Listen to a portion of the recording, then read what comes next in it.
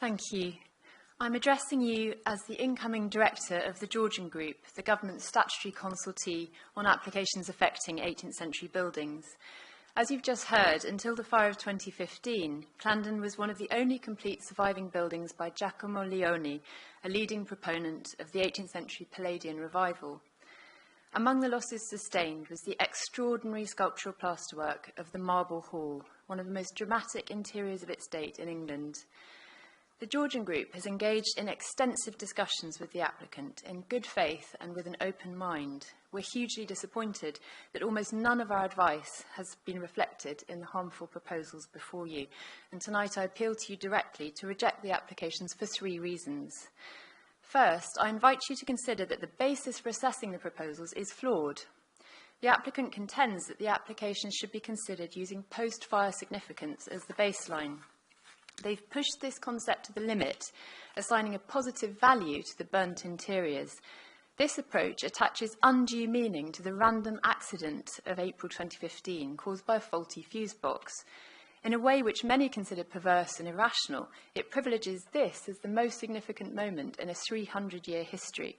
It creates false equivalence between burnt bricks and internationally significant plasterwork schemes that adorned them just 10 years ago.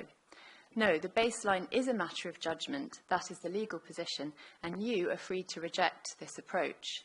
Second, even if you accept this extreme starting position, your officers have identified harm in relation to numerous interventions and for all the heritage assets. We say they and the applicant have consistently underplayed harm, particularly in respect of the new roofscape and the demolition of surviving fabric. The cumulative harm of the interventions has not been considered, neither has the lack of reversibility.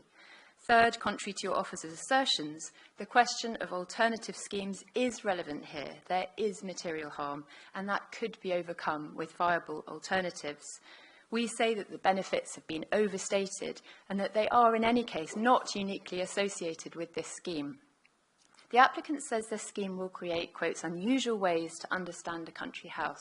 But will they be meaningful? Will they be lasting?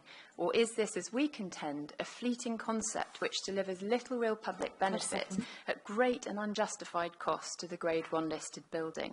Far from enhancing understanding of the building, these harmful applications compound the fire damage. They are not policy compliant and they are nationally controversial. We urge you to pause and reflect. What message would approval of these applications send to the conservation world? What precedent would be set if the vision of Allies and Morrison is allowed to irreversibly replace that of Leoni? Thank you.